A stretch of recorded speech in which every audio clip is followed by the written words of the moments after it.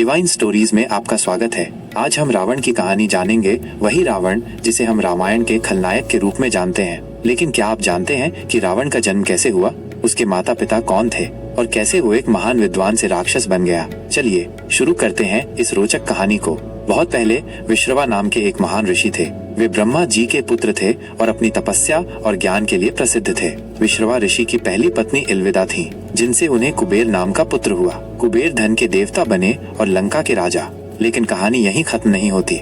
विश्रवा ऋषि की दूसरी पत्नी कैकसी थी, जो एक राक्षस कन्या थी। कैकसी ने विश्रवा ऋषि से विवाह किया और उनसे एक शक्तिशाली पुत्र की कामना की। लेकिन कैकसी ने गलत समय पर प्रार्थना की, जिसके कारण विश्रवा ऋषि ने चेतावनी दी कि उनका पुत्र राक्षसी प्रवृत्ति का होगा। फिर भी कैकसी ने अपनी इच्छा जताई और इस तरह रावण का जन्म हुआ। रावण का जन्म एक चमत्कारिक घटना थी। उसके साथ ही उसके दो भाई कुंभकर्ण और विभीषण और एक बहन सुपर्णखा का भी जन्म हुआ। रावण बचपन से ही असाधारण था। उसने वेद, शास्त्र और युद्ध कला में महारत हासिल की, लेकिन उसके अंदर एक राक्षसी प्रवृत्ति भी थी, जो धीरे धीरे उभरने लगी। रावण ने भगवान शिव की कठोर तपस्या की और उनसे वरदान प्राप्त किया। उसे अजय होने का वरदान मिला, लेकिन इस वरदान ने उसके अहंकार को और बढ़ा दिया। रावण की 10 सिर और 20 भुजाएं कैसे प्राप्त हुईं, यह भी एक रोचक कहानी है। कहा जाता है कि उसने अपने शरीर को काटकर अग्नि में आहुति दी और हर बार उसके सिर और भुजाएं वापस आ जाती थीं। इस तरह वह 10 सिर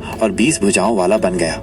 रावण ने अपने भाई कुबेर से लंका छीन ली और वहां अपना साम्राज्य स्थापित किया। लंका उसके शासन में एक समृद्ध और वैभवशाली राज्य बन गया। रावण की पत्नी मंदोदरी थी, जो बहुत ही सुंदर और बुद्धिमान थी। उनके पुत्र मेघनाद, जिसे इंद्रजीत के नाम से भी जाना जाता है, एक महान योद्धा बना।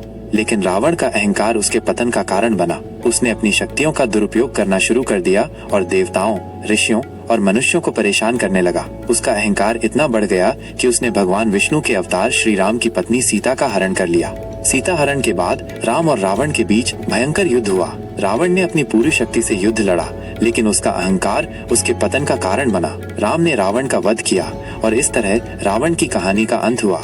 लेकिन रावण की कहानी सिर्फ एक खलनायक की नहीं है, वह एक महान विद्वान, शिव भक्त और तपस्वी भी था। उसकी कहानी हमें यह सीख देती है कि अहंकार और अधर्म का अंत निश्चित है। तो दोस्तों, ये थी रावण के जन्म और उसके जीवन की कहानी। उम्मीद है कि आपको ये कहानी पसंद आई होगी।